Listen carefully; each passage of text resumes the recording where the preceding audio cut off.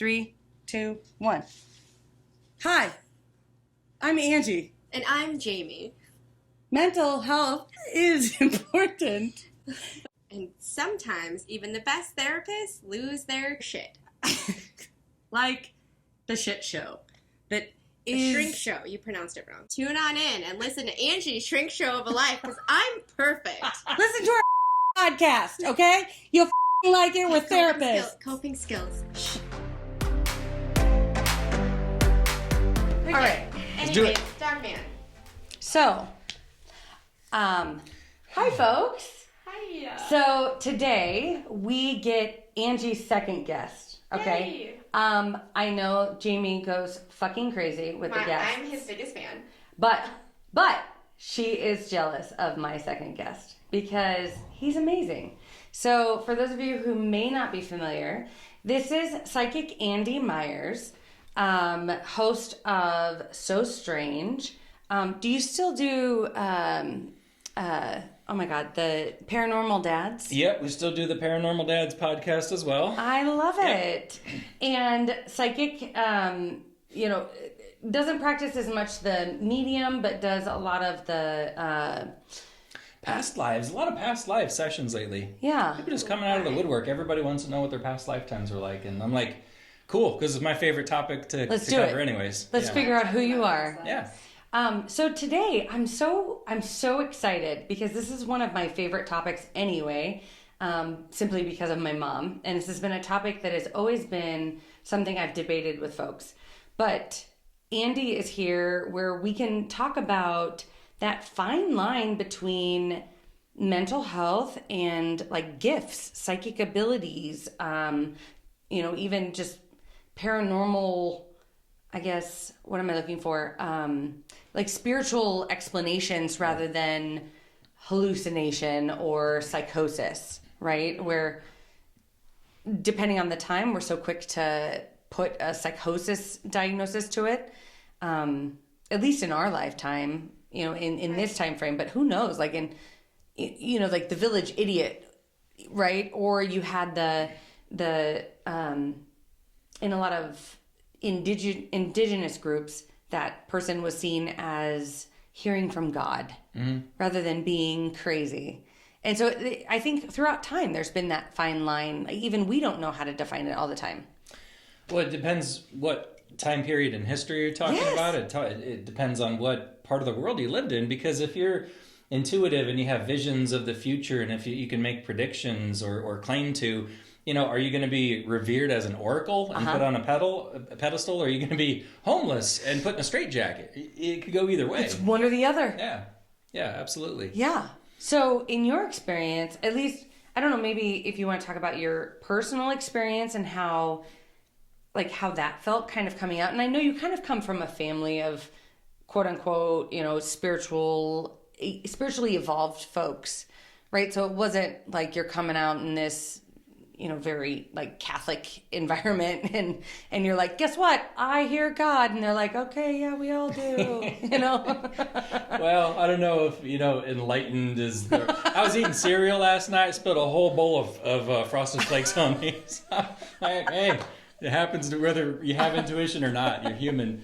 But I actually come from a mental health background myself. I have a degree in social work. Which is also why I love you. It's, but you can almost spot a social worker from a mile away. You They can! just have something about them that you can tell. There's an energy. Maybe it's an aura. Like, is there a color? I'd love to see somebody who can tell like aura colors and just be, like put a room full of social workers and a room full of just non-social workers and be like, pick out the social workers. Mm-hmm. Yeah, it's brown from all the shit that we hear. Right? Yeah, that's right. Am I allowed to cuss on this show? Yes. Okay. Of course. It's encouraged, right? We are explicit. Yes. Okay.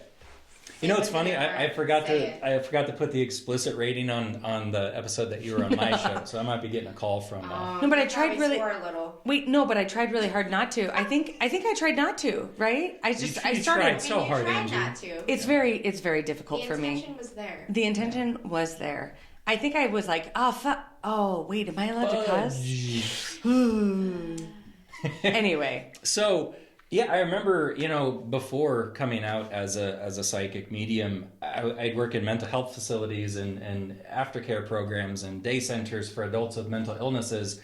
And I remember it's just so fascinating to talk to somebody who is prone to hallucinations, whether it's somebody who's in a bipolar manic phase or a full-blown schizophrenic. But I remember talking with plenty of schizophrenic people at this facility, and it was just fascinating because I had the same thought as you. I'm like, where's the line that separates mental illness from some sort of intuitive or spiritual gift? This guy I was talking with, and he's talking about being aboard a spacecraft and meeting aliens and how the physics works differently. And he's going into great detail. And I'm like, okay, this guy's either not all there or he's like the next Einstein. Like, what if what he's saying is actually checks out? And what if we're just not listening and pumping him full of medication? Or like Christy. Like Christy has that same, she has a similar story. Yeah.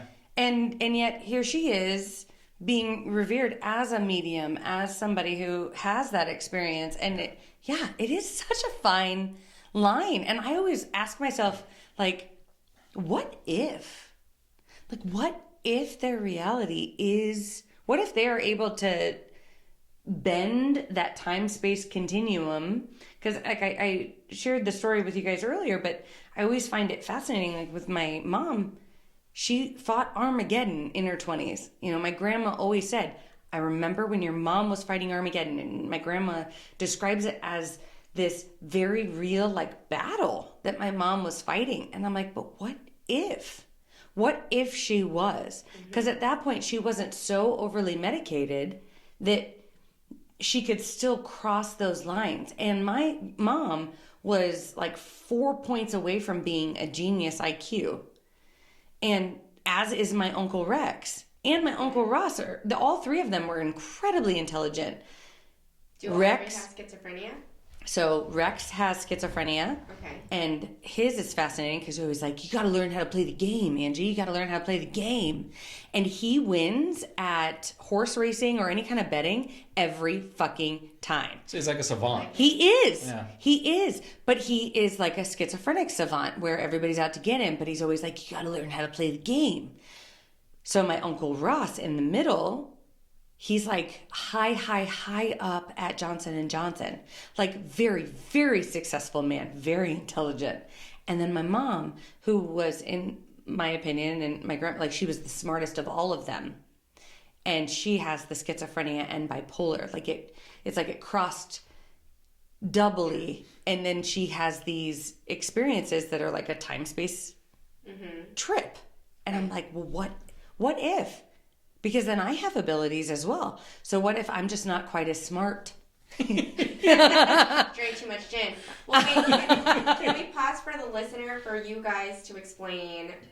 Because I feel like I can hear listeners saying, what is this line that you're talking about of this time-space continuum?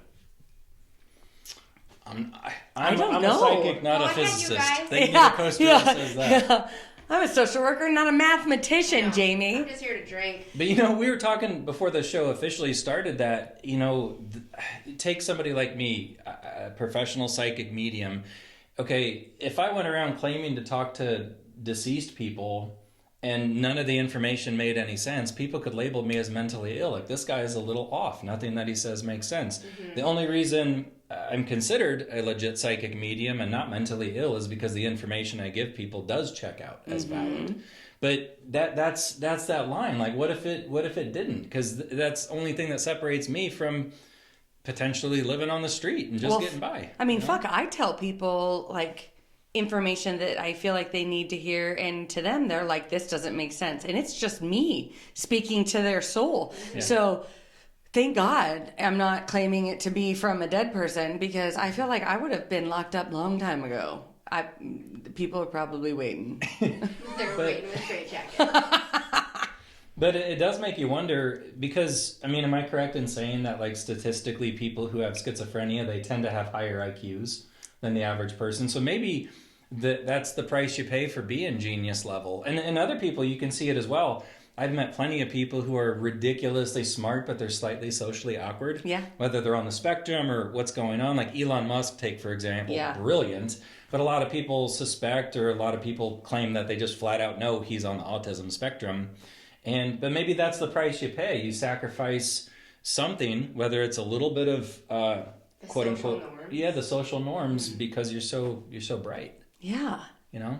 Well, and it, like we were talking earlier, how much of that is socially driven, and time driven, right? So whether I am in Europe or in an indigenous African community or in America right now, how do I view mental illness versus in America, how do I view it in 1600? How do I view it in 1400?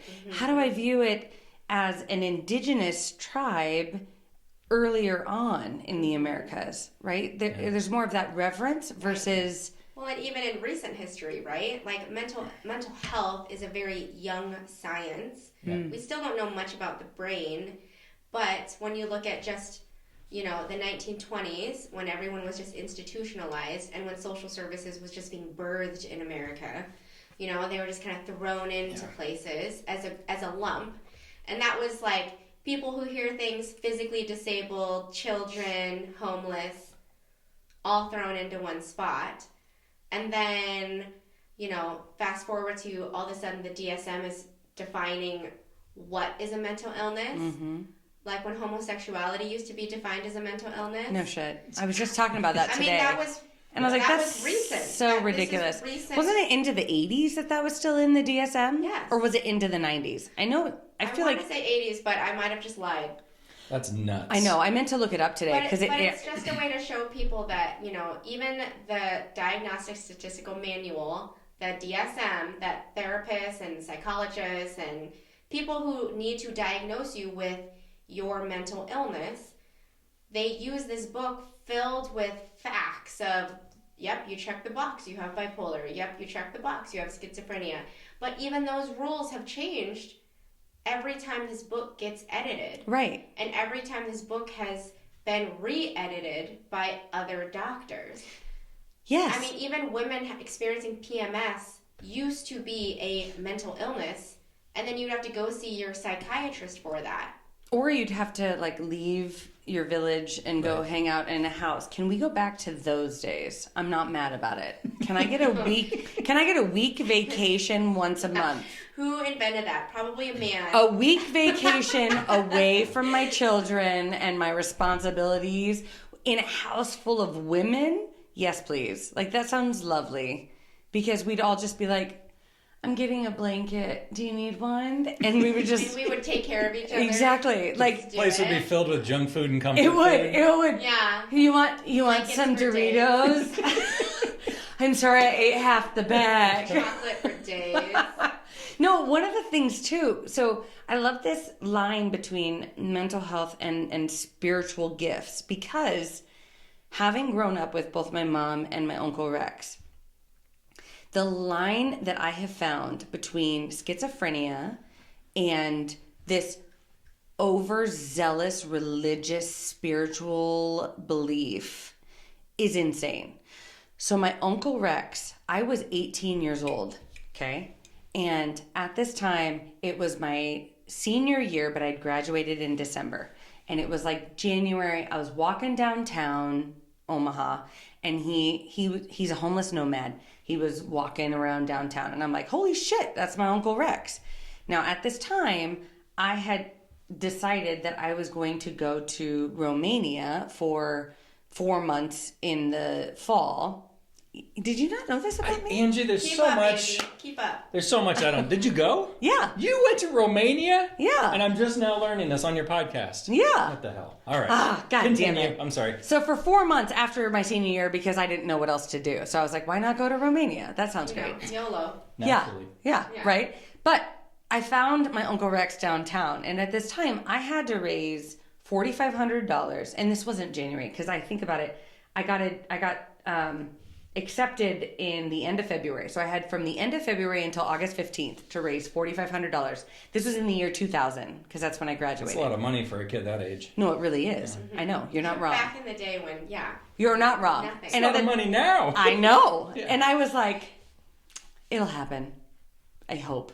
Fingers crossed. Yeah. Okay. So I'm downtown and I see Rex and I'm like, Rex!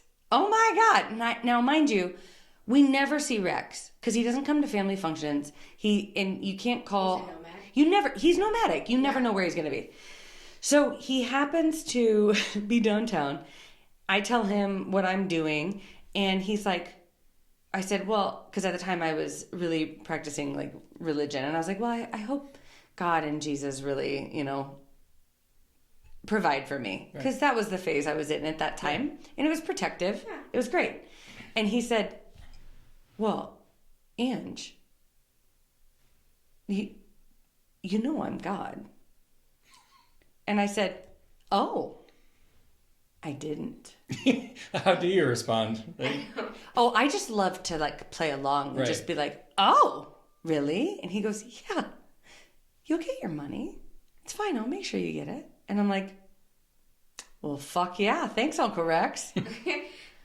Pays to know people. Pays to have God as your uncle, Pays right? to know people in high places. Where's your Right? Uncle Rex now? Could use a little hookup. Oh my God. Every now and again he shows up. Like not the other day, it was several years ago, but A few days ago, several years ago. I know. But he gifted my children these really, really expensive guitars, like electric guitars. Like these are like crazy expensive electric guitars.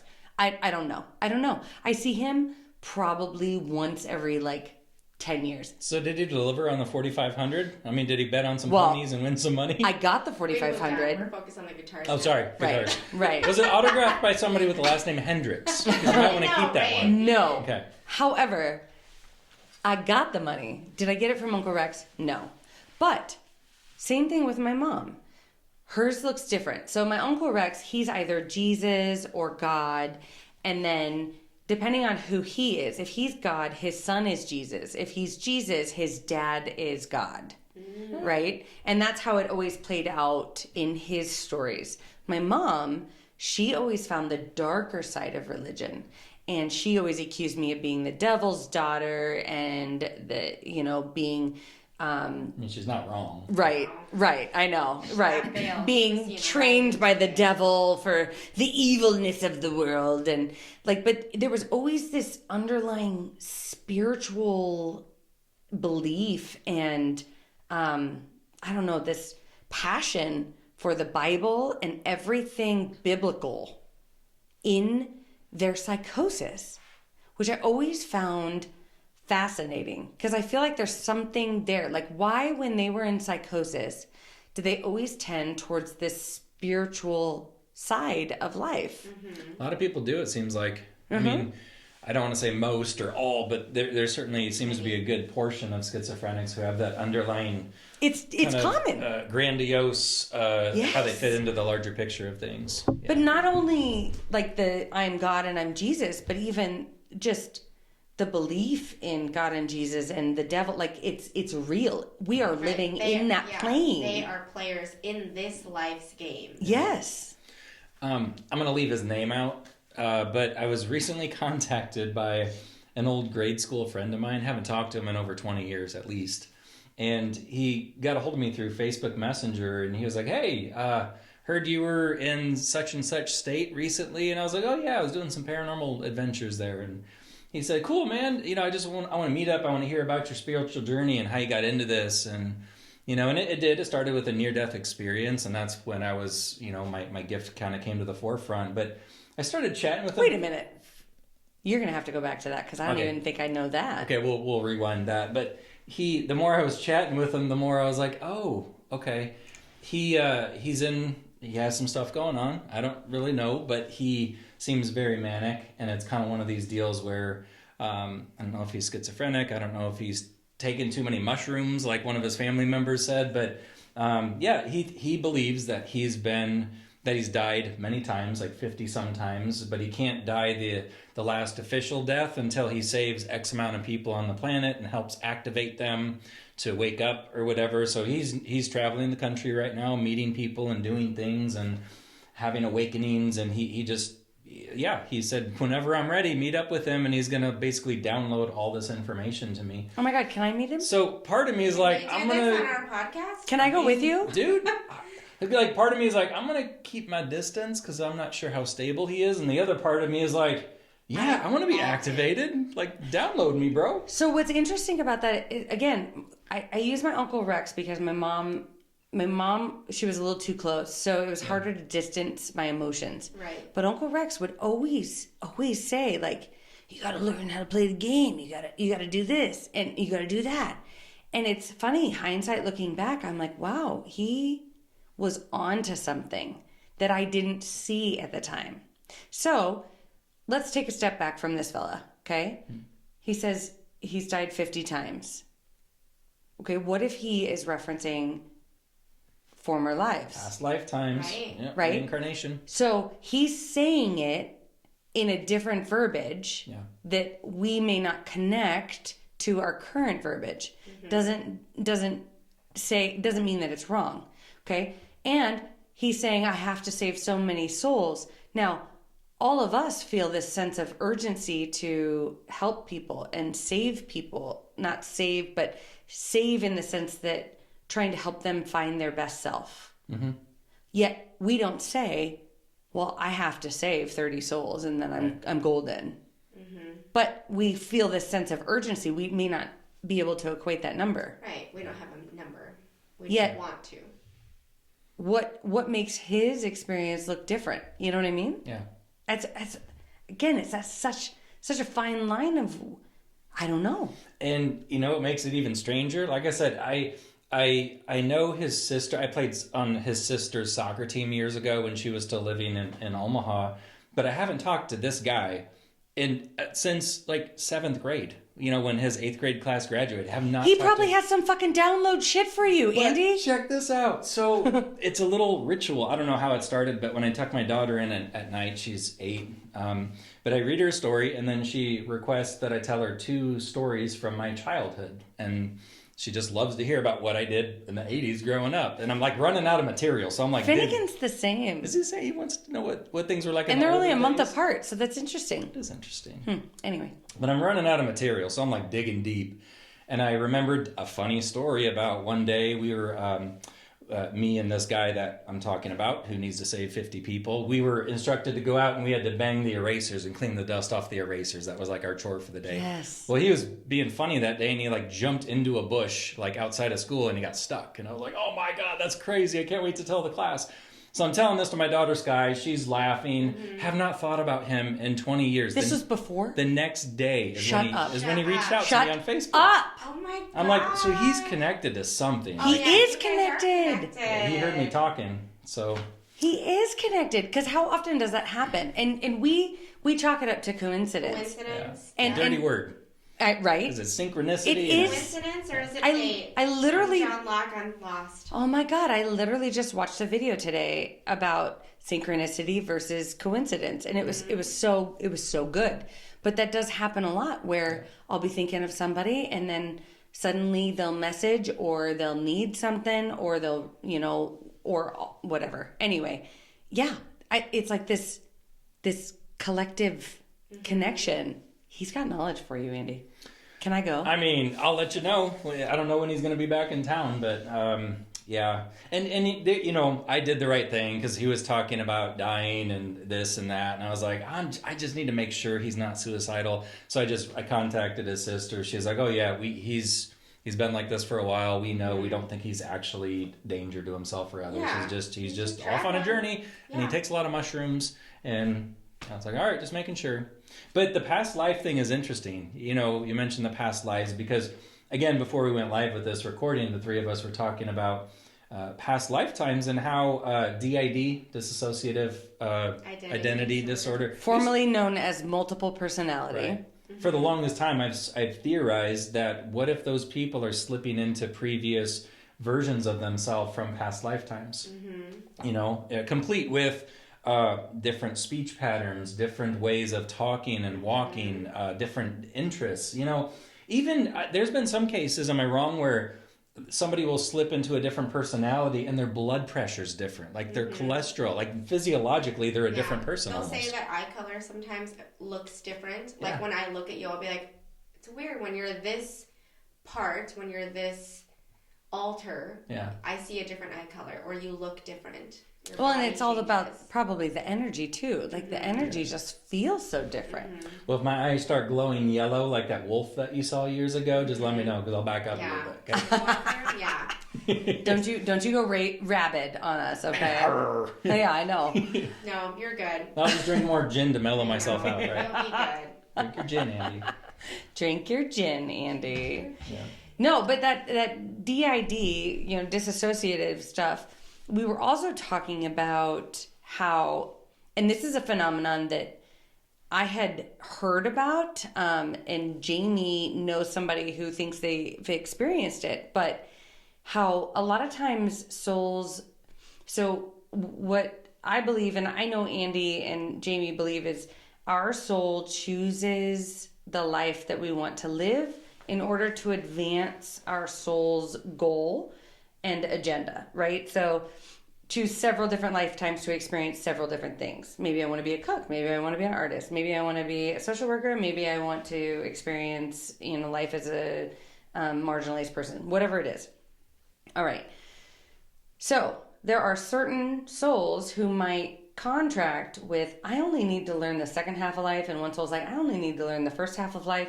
You know what? Why don't we connect, and I'm going to do the first 50 years and you can do the next 40 years, whatever. And usually it's some sort of tragic accident that involves maybe a coma or some sort of like near-death experience that then one soul exits and another enters. And the way you are familiarized with this is if you hear a story where the person woke up and they're a completely different person. You hear their spouse, it's like, this is not the person I married. This is not who I remember them being. He doesn't remember anything, or she doesn't remember anything about who she was before. I don't understand what agenda she has. Like just a complete 180 of maybe they had a business as a computer science geek, and then they come out and then they want to be a paranormal psychic. Like it's such a big shift. And from a medical standpoint, they can probably chalk it up to, that's damage to his prefrontal cortex or whatever, and it's changed his personality. But from a spiritual perspective, you're like, this is literally a different soul, whole different. Well, and I've met the energy. Exactly. I imagine it would be like when similar we to the meet each other, DID. like I get a sense of what your energy is, or I get a sense of that person's energy, and if it's your family member, if it's your partner, you know their energy, and you know when they're not happy. You know when they're not excited or when they're mad. And so I imagine with people where this happens, they're like, this is not even you. Like it's not even just a change of, hey, I wanted to go to school and now I want to be a librarian. Yes. It's not just something like changing their mind. Mm-hmm. It's huge. Yeah. And like your person experienced that and was like, this is a whole different. Someone I know, they were describing that. They said essentially their partner had experienced like a near-death experience in the hospital, like in a coma, and when they came out, they like their energy was different, their personality is different. They have memories and can recall things, so they know like all the milestones of like, their kids and relationship, but just spending time with them is not as enjoyable because their hobbies are different. Like talking to them is different. They're just not as interesting. Mm-hmm. And like their profession is different. they just aren't, the person is not interested in what they previously were interested in pre-coma. And they're like, that's not my partner. That's not who I chose to marry. I'm still married, but it's just different. Yeah. But it's not the same. This is kind of still along that line of mental health and spiritual. Did you guys ever read that story of, it was a guy who, I believe he got like knocked out by a Kangaroo. Nope, like Let's take a turn. They'll get you. Have you ever seen a kangaroo? They're like roided out. They're I've jacked. never seen a kangaroo, but my daughter the other day says, "Mommy, have you seen a kangaroo in real life?" I'm like, "No, I haven't," but not in this scary lifetime. to me. Yeah, I said that. I say that a lot to my kids, so I said, "Not in this lifetime." Have you? I know, I do But that too, and my but kids are like, "What?" And I'm like, I can't speak to I for know. other I'll say stuff lifetimes. like that to my kids too. I'm like, "But do you remember you remember when we've been together before, right?" I know. I was just telling Juno that the other day. I was like, Do you remember? I know that you've been my mom with the way that you talk to me. Mm-hmm. But I've also been your mom, and I am currently. So you can listen You to better me. listen, bitch. This is not the lifetime where you are my mom. I do not need that I know. in this moment. Not Maybe today. in a little bit. You will listen to me. Anyway, so Guy got knocked in the head. yeah. So the guy got knocked out by like I want to say it was like a famous football player or basketball player or something, okay? Mm-hmm. And in the brief time he was knocked out, like he lived an entire life. And you can Google this story, and I'll try to find the link so you can put it in the show notes, because when somebody told me this, I was like, no, fucking bullshit. Right. And I Googled it. I was fascinated and heartbroken and so sad, because this guy literally lived a life where he found the woman of his dreams, and they had children, they had a family. And he said, like, imagine living 10 years this life. Yeah. You've been with Kurt for what, 10 years? Yeah, 13 years. Okay, so imagine right now, because it was around Joel and I having been together for 10 years. Mm-hmm. And I pictured, okay, we've been together for 10 years. What happened was the guy said the lights started flickering around the house. And he would say to his wife, something's wrong. Something's not right. Mm-hmm. And she's like, well, I don't see it. And he's like, but no, something's wrong. And like things were being misplaced or not looking right. And then all of a sudden one day, boom, he pops out of that lifetime into this, lost everything. But it was like it was a matter of like minutes. It wasn't any, and so he literally lost his entire family, right? But didn't, right? Right. But did. It's like one of those glitch in the Matrix type It stories. is. Right. And it's like, what the fuck? Mm-hmm. What the fuck? Well, because I've heard, with what we're talking about, I've heard a couple of options. Either it is, like you said in the beginning, a soul contract, like, okay, we negotiated, we're going in at this time, and we're swapping out. But I've also heard sometimes, like, spirits in the spirit world were like, oh, there's my chance, yoink. Yep. And, like, maybe not. But this one, they're like, you, anyone using this body? Can I hop in? Right. Yeah. Don't mind if I do. Yes.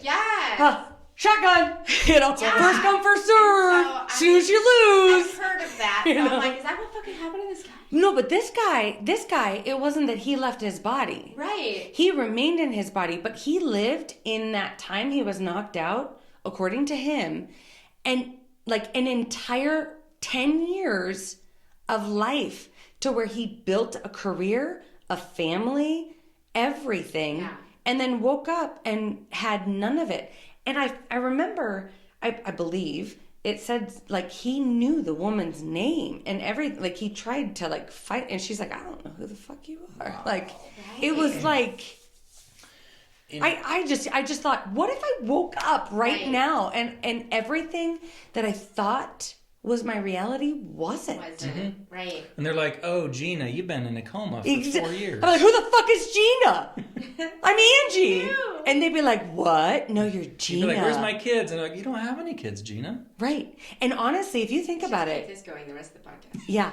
Gina. You could. That'd be a coaster. Wake up, Gina. Wake up, Gina. That's my next coaster. You have no kids. Praise Jesus. What? Praise Jesus, I'm hearing voices. Gina's getting drunk tonight. You ain't got no kids, Gina. you ain't got no legs, Lieutenant Dan. Lieutenant Dan. No, but I mean, honestly, you could easily convince somebody that they're crazy. You could. You really could. It's called gaslighting. Well, yeah. Yeah. I But I think mean, abusers use like that. even, I think about, what is it, Truman Show? Yeah. Mm-hmm.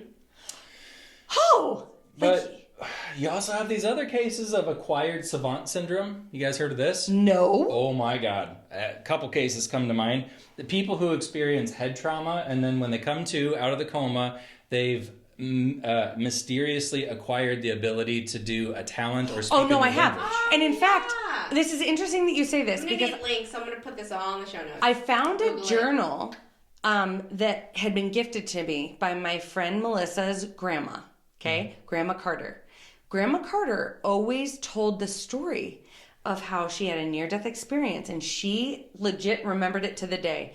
And she was about 4 years old, and she said, "I saw my body floating, and there was a red balloon, and it went Sounds to like the." it. I right? know. Was there a clown? Nope. Okay. Red balloon, and it went to the hospital, and she could see all the doctors and stuff working on her. And then she was in this like beautiful garden with beings that telepathically communicated to her, and they gave her ice cream. Well, they asked what she wanted, and she said ice cream because she's 4, right? And they gave her ice cream, and they're like, "What do you really want?" And she said there was always this really large Bible that her mom had on the coffee table, and she desperately wanted to read it. And she said, "I want to read. I want to know how to read."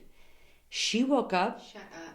She woke up as a fucking 4-year-old able to read everything.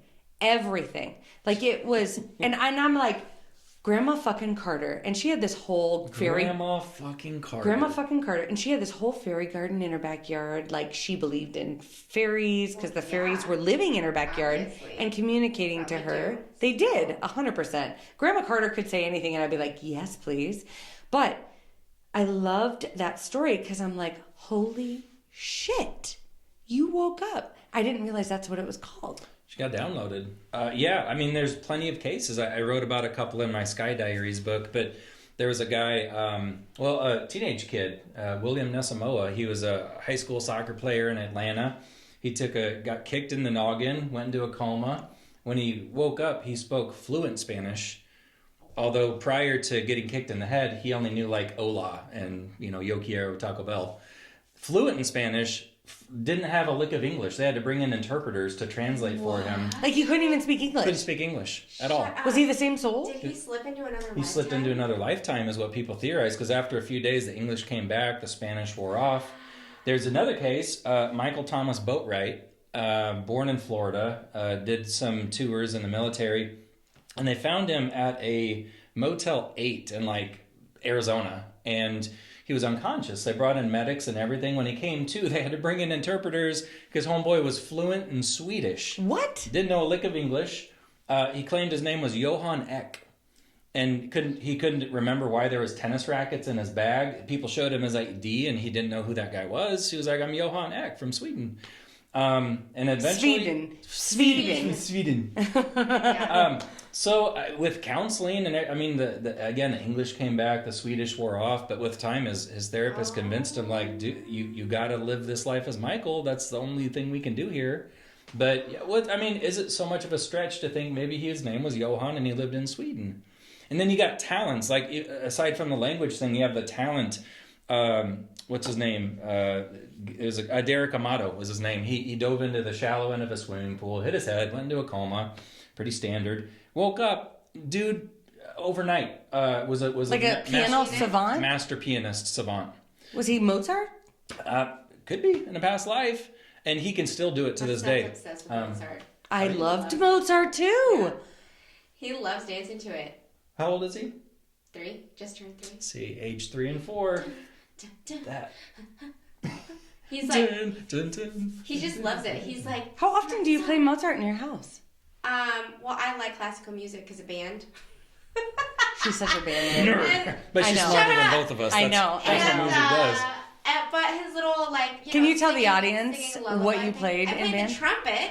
Thank you very much. Naturally. Yeah. Yeah. Okay, so let me go. Puppets are always narcissistic. Can I go ahead and tell the audience what I played? I played the drums like a fucking badass. And actually, That's because you're Satan's child. I mean, exactly. Oh, yeah, you would. I played the bongos when I would drum. I got the bongos as a birthday present when I asked for a drum set, and Santa did not deliver. Come on, I'm sorry, the Santa. bongos are the coolest. There was a distinct difference between the drum set that I specifically asked Santa for and the nice bongos that Santa but the left bongos me. are amazing. So, marching band, bass drum, bongos, sometimes snare. I would have been on cowbell. What about the tenors? I always like those. I could also play the trumpet, but I could do boop, boop, boop, boop, boop, boop. I can't do it now, but that's the only song I could do. Anyhow, so... Derek Amato still can't read music. He just sits down and and can play. just like he's been doing it for his whole life. So this whole thing Fascinating. leads me to It's this... a fine line of timelines then. Well, it is. It's that time and mental Schizophrenia. health. Are you hallucinating or are you in another timeline? Yeah. And Where are you at in time? it... Ask your mom next time she's like fighting her. What year is it, Ma? What you doing? Except Really? I don't let her get off her meds anymore. It's fair. She's very difficult when she's off her meds. Just let her do a past life regression with me then. She'd probably do it. Oh my God, can we love record it? Yes. She'd probably be okay with that. Is that exploitive? If Exploitative? Is she Exploit- consenting? Can she consent? I'm her guardian. I can consent for her. This doesn't mean exploitive at all. I'm her guardian. I will sign off on anything, Jamie. You can run any experiment you want. Like, Lobotomy? Sure. it's Do fine. It's probably fine. I know. Well, actually, so look, thinking about talked that about though, it before, though. we have talked about that before. So I had to watch. Time travel. I had to watch a movie in my mental health social work class, and they were talking about how, or they showed us a movie, Frances Farmer. I remember it. And I believe it was in the 40s. She was a famous actress, and she struggled with what I would assume is either major depression or manic depression, okay? And she was a little too feisty for the time. And they lobotomized her. And she basically became like, she lost her zest. She lost what gave her the pizzazz, right? And I mean, they used to sterilize folks who were mentally ill. Now, my mom being born in 1960, I've always said, had my mom been born 20 years earlier, I would not be here. Right. 20 fucking years, folks. I want to point that out.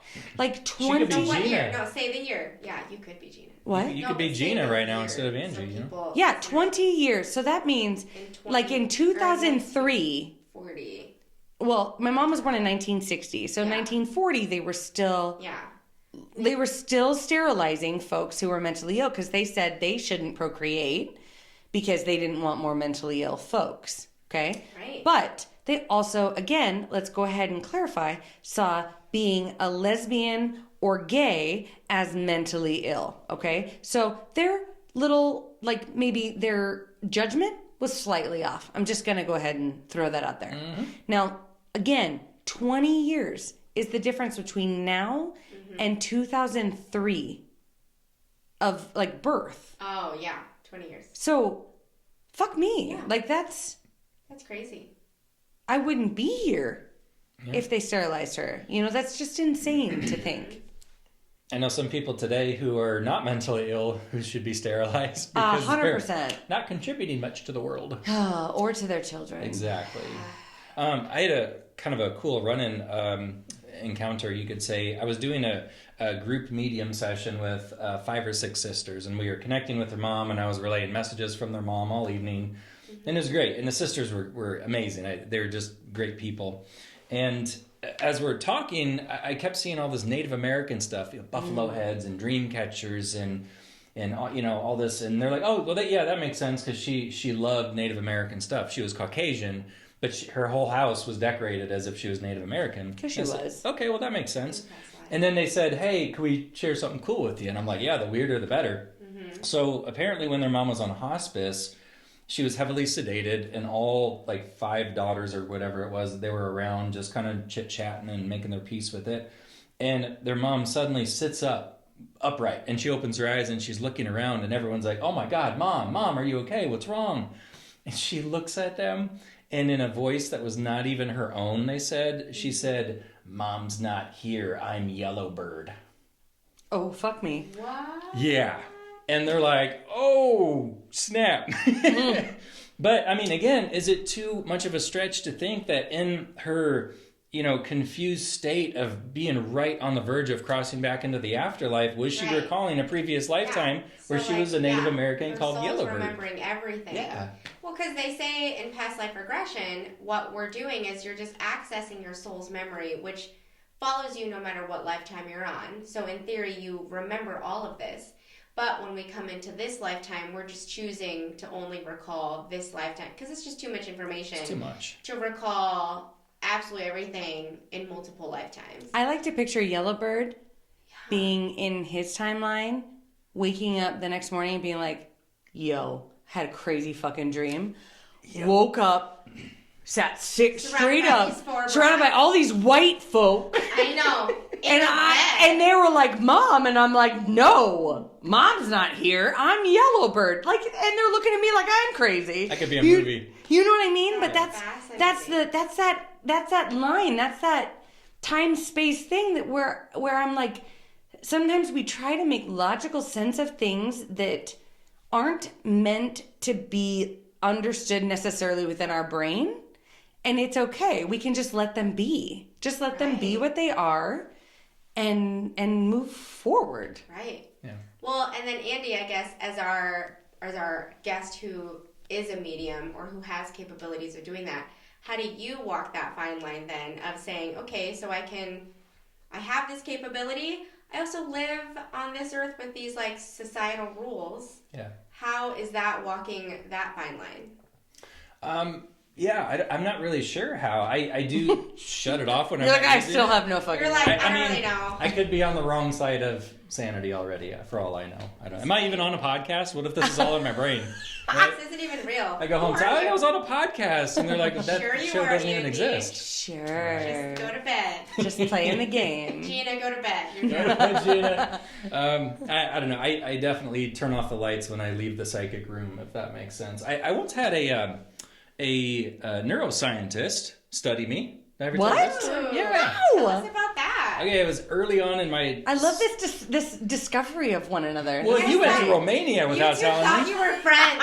Jeez. God Results damn are it. in. It was a lie. It was a lie, man. So I had been a full-time psychic medium for no more than a year or so, and I had a friend who had a colleague or associate. His name was Dr. Jeffrey Fannin. He's based out of somewhere in Arizona, but he, at the time, had an offshoot office here in Omaha. And he's very open-minded. He was like, oh, hey, round up your friend Andy, bring him in. We'll hook him up to the skull cap with the sensors. Because he wanted to see what my brain did as I was giving a psychic reading. Oh my God, I want to know. So I was like, cool. So he puts the goop on my head and puts the skull cap. And I got things coming. I got wires hooked up to the computer. I got goop running into my eye. It was not ideal psychic setting. But yeah, he had me give a psychic reading to his assistant. And I connected with her guardian angels and relayed some messages. So was it medium or more of like the... This one wasn't a medium session. It was just a psychic session. But the process works pretty similar. Like if I'm communicating with somebody's guardian angels versus their deceased grandpa, it works the same. I can hear the information. And so he collected the data. The assistant said, yeah, all the information, all the prediction, everything kind of checks out. It makes sense. I said, good. He calls me a couple of weeks later to give me the rundown of I didn't understand a damn word he was saying. He's all like super heady, big words. Scientist. And I'm like... Well, the Sinurkinum definitely highlighted the Purducium, and it shows you're psychic. Right. So I'm like, okay, explain it to me like I'm a first grader. Yeah. He says, okay. Basically, what they discovered was that when a person's actively delivering psychic information, the brain is lit up like a Christmas tree. He said all sorts of different areas were working that generally don't work in unison. Because when you do math, there's a certain part of your brain, the math center is activated. When you're having an emotional conversation, the emotional center, and you got the amygdala for this, and you got the frontal cortex for that. But he says most of it was lit up. And I said, okay, well, does that... What part wasn't lit up? Right. Let's That's really dissect it. Where are you really fucking up here? the part of me who spills Frosted Flakes on myself at night. That's the part that doesn't work anymore. It's all right. But no, I said, would that explain why it's exhausting to give psychic readings? And he said, yeah, you're probably blowing through an hour worth of energy in 10 minutes when you're in that state. And, at the time I was enthusiastic and I was new and I was doing tons of sessions a day. I'm not ashamed to admit in recent years, I've cut back significantly. I do one session a day. That's it. Cause it's like overkill for my brain. You only do psychic, right? I did a medium session right before coming here, actually. So I do them sporadically. I do them more selectively nowadays. But he said the other interesting thing is during the session in his office, he says the auditory listening part of the brain, whatever that area is called, he says it was going nuts. And even parts... Of course it was. You're hearing all these voices. Because I was hearing the voices. Well, but you're hearing beyond what is audible. What your ears like you're hearing beyond. Yeah. Well, and even moments in the room when it was silent and I was trying to hear what I could hear and his assistant was quiet. There was nothing being spoken. But in that moment, he said my brain was processing something as if I was hearing something external. Mm-hmm. Which they've done tests to show that people who have schizophrenia who are hallucinating, like auditory or visual, that part of their brain is lighting up, even though there's no actual sensory going off that could stimulate the ears or the eyes. So maybe schizophrenics are mediums. You have schizophrenia. No, but that's... I mean, but always... that makes so much sense when you really, again, I've we're always towing that line wondered. of the spirituality and the mental health. Right. And diagnoses. If we run with that and the belief that certain souls travel together, right? So I have my collection of souls that I tend to live in some way, shape, or form close by. Like your neighborhood of souls, whether we're family or friends, whatever. And I think of my mom. I know my mom and I have been mom and daughter, vice versa, similar to Juno and I. Like, I just know this. And so I think, okay, so when my mom's like, you're the devil's daughter, maybe there was a former life where I was a fucking asshole. And she's connecting to that shit. And somebody's like, she is fucking, she's evil. Like, she is the devil's daughter. You need to back the fuck away from her. But that's what she's connecting to in that moment. And somebody is literally, like, I can see somebody's literally speaking to her. And I always said, when she's in that deep psychosis, her eyes feel empty. It's not her. Yeah. Right, she's not there. It's not her. Yeah. But is it somebody else? Right. I don't know. Or is it another part of her, just not this lifetime? Like, not Renee. Yeah. I'd love to see if that test, because I think about, like, my own psychic abilities, and I don't have the medium and psychic abilities similar to you, more so the intuitive, I just know things without any rhyme or reason.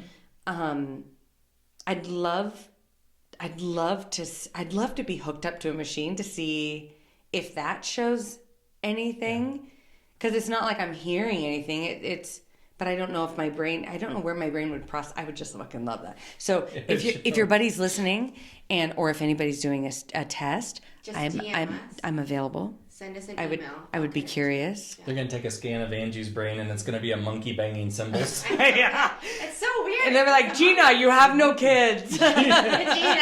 Listening to Mozart. You know what? To be honest, that is how my brain feels sometimes. If they study Jaime, they'd be like, yeah, she has Mozart in her soul, and they pan to Angee, and it's like, I want a hippopotamus for Christmas. I love that song so much. Angie's like, that song, I was singing that right now. Yeah, you picked it up. Call that accidentally. Are you hearing that, Angee? Yeah. There is value for all three of us in this lifetime. Whatever. Oh, boy. I love this so much. I do. Oh, man. And, I think for me, one of the things that if I just speak from the relationship with my mother, and my advice to the audience is anytime you meet anybody who has a different view, and it doesn't matter if it sounds realistic or not, it doesn't matter if you can logically make sense of it or not, I encourage our listeners to come to it from a place of curiosity and a what if. Because, you know, there was a day, again, and I'm going to go back to this LGBT being a mental health diagnosis. Someone along the way said, what if that's not a mental illness and that's just a way of life, right? So you can even think about the increase in medium and psychic connections and the spiritual beliefs, the evolution that we've had. Because Andy, I remember in the 90s, the 1-800, 1-900 numbers you could call for psychics. And it was like you could call first 5 minutes free, right? And I would call them all the time. And my grandma had a really big bill. I did. But I was always interested in it. And I always knew there was some sort of knowledge and information within it.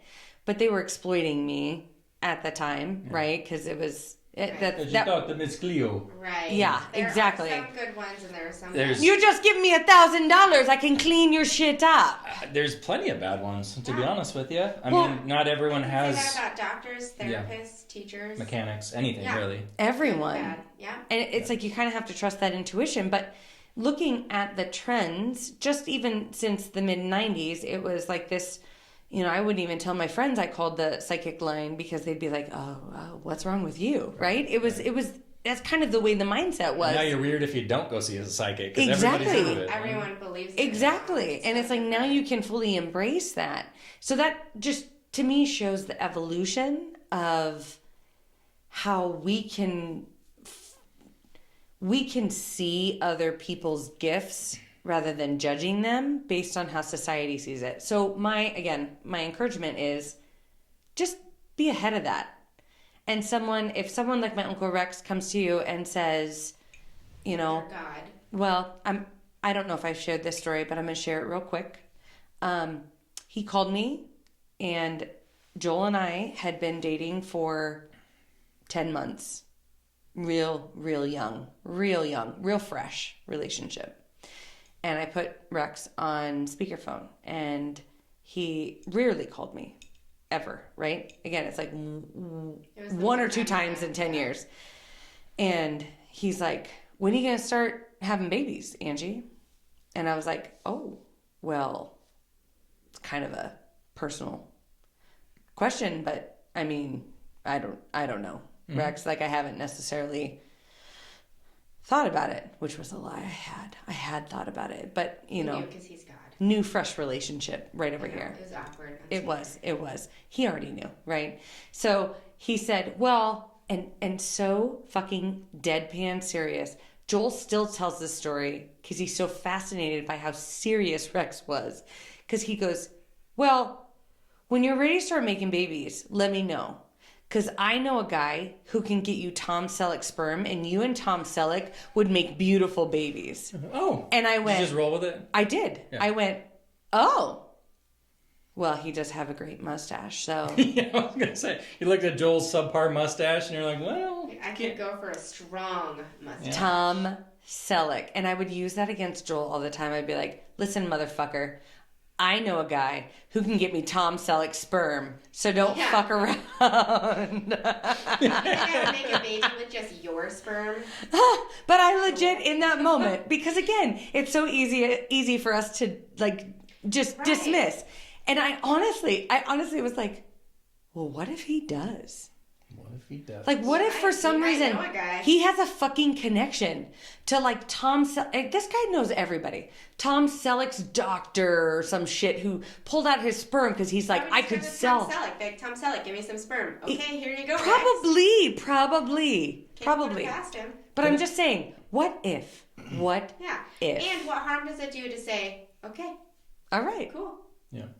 Why not? And can the title of this episode actually be Tom Selleck's Sperm? I think You know it what? can. Just for that, we will. Okay. I think it thanks. can. Thanks. And anybody who sends us a email, Thanks for not saying sperm. I know, like, where are you going with this? Right. and anybody who sends us an email with the words Tom Selleck Sperm, you'll be put into a drawing We like contest. to win a free mug.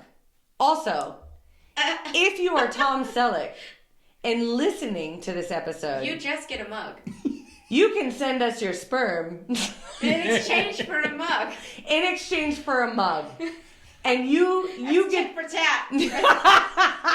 you get to choose the mug. That's the benefit, my love. That's the Dangerous benefit. game you're playing, because what if somebody sends you unidentified sperm? Then what do you do? I'll No. test it to make sure it's Tom Selleck. I know a guy. I know He a guy. tested. Oh boy. Well, that about puts a bow on this episode. Yeah. So I think we covered it all, you guys. Tom Selleck Sperm, Yep. psychics. Yep, past DID. lives. Yeah, there we go. Okay, so our mugs. I will start.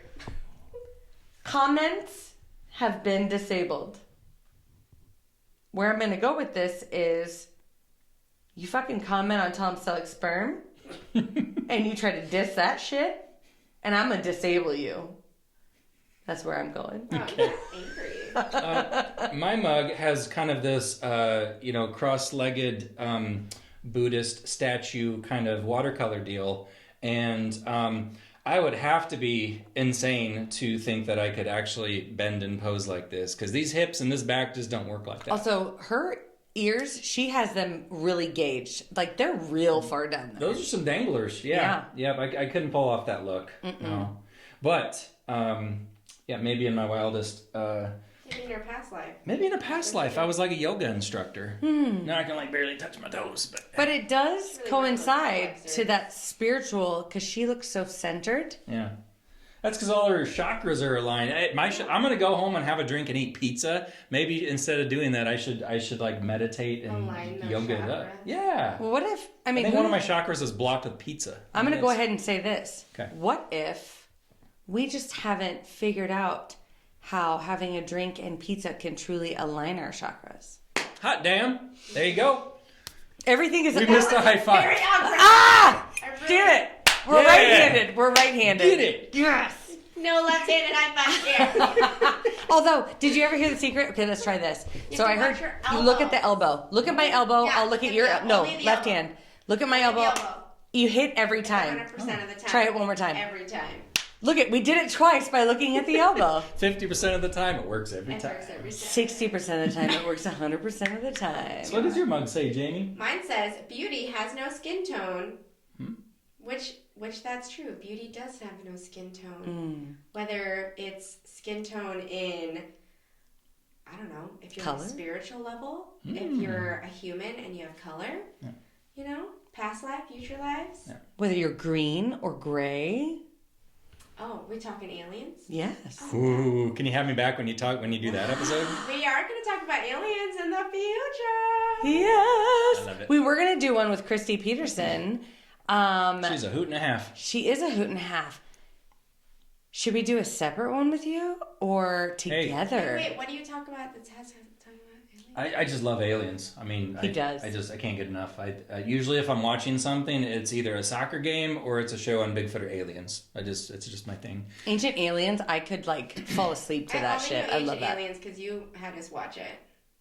Yeah, they're on like season 52, or they're really reaching. I know, now. I'm so far. I feel like they keep repeating, and so I stopped watching a long time ago because I got bored. Yeah, Anyway. but have me back when that show's on. Okay. Okay. For sure. And honestly, if any of our listeners have any questions or suggestions or anything that they want to know more of, more in depth, please let us know because Whether from us or Andy. exactly. And Andy's our buddy. We can have him on every other maybe not every other week, but every other month, right? Because he's the bomb. He's the bomb.com. I appreciate it. Thanks for having me as a guest.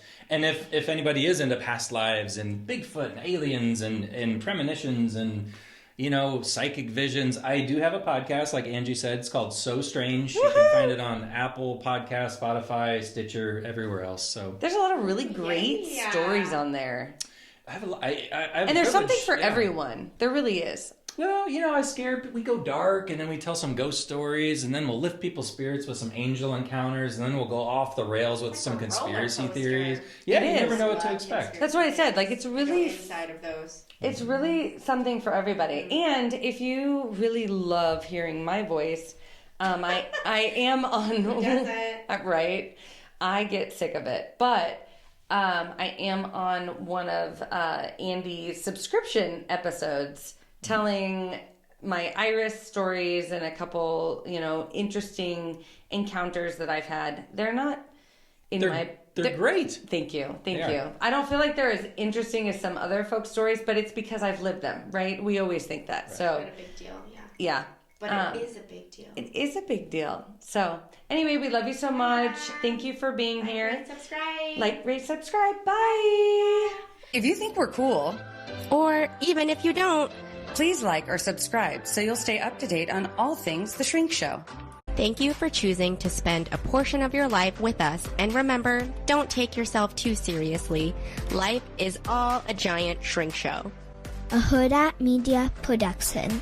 Side effects of listening to this podcast may include side aches or snorting from laughter, impromptu jazz hands, nodding in agreement even though you might be listening alone, an occasional "you said it, girl," and mild cases of existential dread. This podcast is strictly for entertainment and informative purposes only and is not intended or implied to diagnose, treat, or otherwise substitute for professional mental health, medical, legal, or other advice. Thank you.